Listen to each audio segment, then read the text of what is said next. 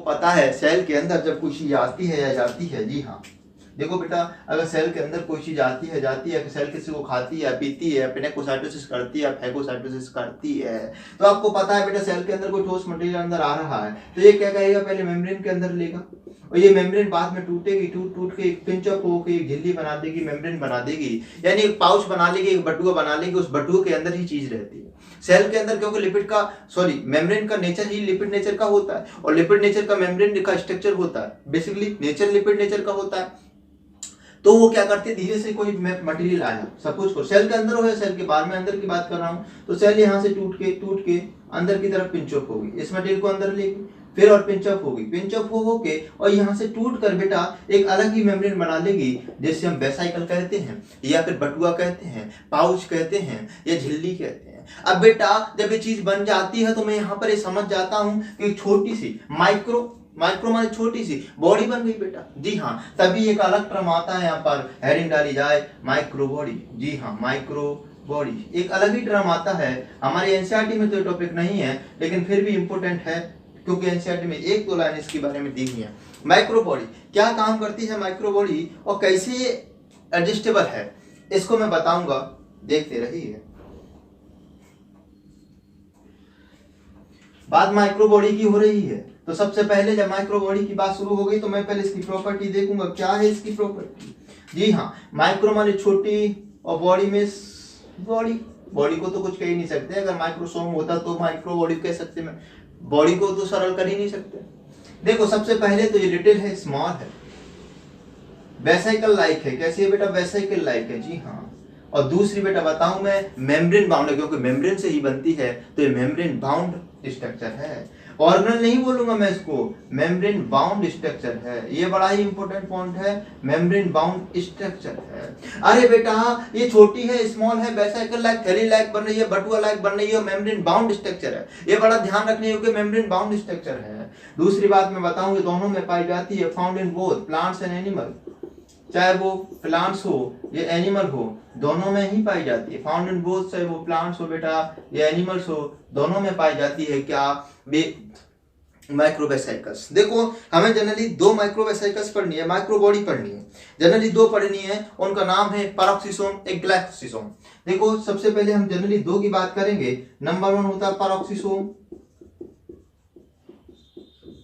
यह हम इरिकोसोम्स कहते हैं, हम इसे इरिकोसोम्स भी कहते हैं, सोम माने बॉडी। अब देखो यहाँ टेक्निकल शर्मा आ गया। दूसरा होता है ग्लाइऑक्सिसोम, दूसरा होता है अपना ग्लाइकोसिसोम। देखो इसके नाम से भी आप समझ रहे होंगे क्या है पैरोक्सिसोम और क्या है ग्लाइकोसिसोम। पैरोक्सिसोम पैरोक्सी एसिड, पैरोक्सी एसिड जो होता है जिसमें पैरोक्सी लिंकेज होती है उसका यहाँ पर मेटाबॉलिज्म होगा तो मैंने उसे पैरोक्सिसोम बोलते हैं। ग्लाइकोसिसोम के बात समझ रहे हैं, ग्लाइको माने शुगर, शुगर से कुछ रिलेटेड होगा, या शुगर बन रही होगी या शुगर टूट रही होगी।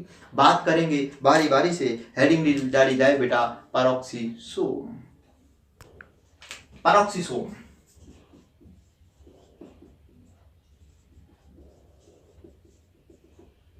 पॉइंट बाय पॉइंट लिखूंगा। पहला पॉइंट तो ये है बेटा, it is found in the both plants and animal.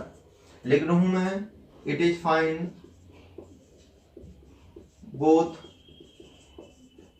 Plants और एनिमल्स। जी हाँ, जब दोनों में पाया जाएगा तो दोनों में हम काम भी देखेंगे। सबसे पहले एनिमल्स में देखेंगे कि एनिमल्स में ये क्या करती है, ये पैरोक्सिसोम क्या करती है एनिमल्स में। सबसे बड़ी बात तो ये है बेटा, ये डिटॉक्सिफिकेशन का काम करती है, क्योंकि डिटॉक्सिफिकेशन एक कैसे डिटॉक्सिफिकेशन करेगी डिटेल में बताऊंगा मैं। ये डिटॉक्सिफिकेशन करता है, बल्कि हमारे एनिमल्स के अंदर तो डिटॉक्सिफिकेशन लीवर होता है, और लीवर में भी जो सेल के अंदर होता है वो सेल के अंदर डिटॉक्सिफिकेशन कौन करता है आपका, ये पैरोक्सिसोम। क्योंकि आपको मैं बताऊं बेटा, इसके अंदर रहता है कैटालेज एंजाइम, कैटालेज एंजाइम। जी हाँ, और ये कैटालेज एंजाइम जो होता है ना, ये डिग्रेड करता है H2O2 को। ये कैटालेज एंजाइम क्या करता है, डिग्रेड करता है बेटा, डिग्रेड करता है H2O2 को, और ये डिग्रेड H2O2 को करके बेटा H2O प्लस ऑक्सीजन बनाता है। जी हाँ, हमारे अंदर जो H2O2 होता है ना, जैसे हम हाइड्रोजन पेरोक्साइड के नाम से भी जानते हैं, ये टॉक्सिक की तरह काम करता है और इसका डिग्रेड करने का काम बेटा कौन करता है? पेरोक्सिसोम में पाया जाने वाला कैटालिज एंजाइम। तो मैं कह दूं बेटा, कह दूं H2O2 मेटाबॉलिज्म एनिमल्स के अंदर जिस ऑर्गन्स में होती है उसका नाम है पेरोक्सिसोम। क्या नाम है उसका? पेरोक्सिसोम। ये H2O2 को डिग्रेड करके वाटर में और ऑक्सीजन में कन्वर्ट करता है। दूसरी बात आती है प्लांट्स के अंदर, ये क्या करता है? इन प्लांट्स बेटा आपको पता होना चाहिए सीपीएम के बारे में, ये बहुत ही इंपॉर्टेंट रिएक्शन फोटो रेस्पिरेशन करता है।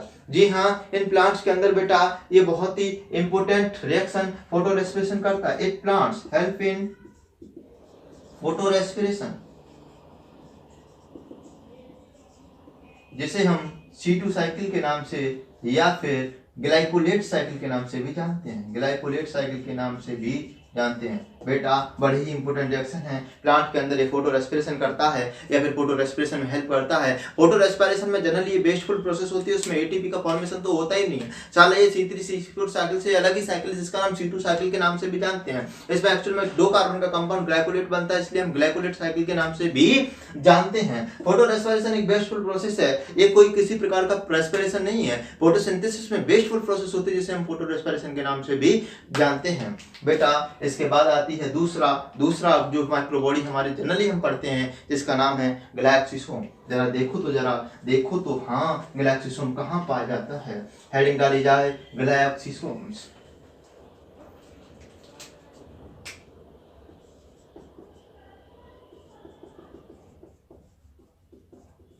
पहले तो बड़ा इंपॉर्टेंट टॉपिक तो यही है बेटा, ये ग्लाइक्सिसोम ऐसा लग रहा है कि एनिमल में पाया जाएगा, प्लांट में नहीं, लेकिन होता बड़ा रिवर्स है बेटा। ये सिर्फ और सिर्फ प्लांट सेल में पाया जाता है, एब्सेंट इन एनिमल सेल। बड़ा ही इंपॉर्टेंट बात बेटा ये है। पेरोक्सिसोम में ध्यान रखना है बीटा ऑक्सीडेशन में पाथवे में भी हेल्प करता है। Peroxisome help in beta oxidation of fatty acid. Peroxisome में लिख लेना बेटा, peroxisome help in beta oxidation of fatty acid. Beta oxidation of fatty acid.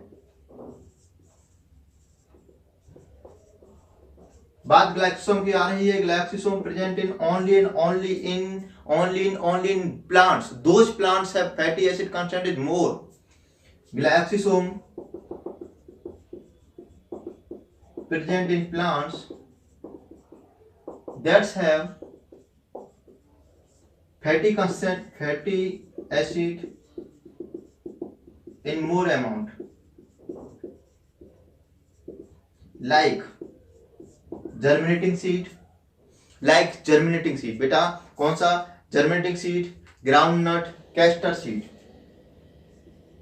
Castor बोले तो अंडी का सीड, ग्राउंडनट बोले तो मूंगफली, या फिर जर्मिनेटिंग सीड। इनके अंदर फैटी एसिड ज्यादा होता है, इसलिए यहां पर ये करता क्या है? यहाँ पर ये करता क्या है? ये फैटी एसिड मेटाबॉलिज्म में हेल्प करता है। इसके अंदर फैटी एसिड मेटाबॉलिज्म चलती है। Glycolysis cycle converted fat into carbohydrate. बेटा इसके अंदर ग्लाइकोलेट साइकिल चलती है। It run glycolate cycle in glyoxysome. देखो इन ग्लाइक्सिसोम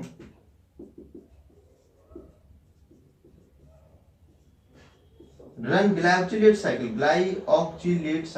जी हाँ, इसके अंदर ग्लाइकोलेट साइकिल चलती है that convert fat into glucose.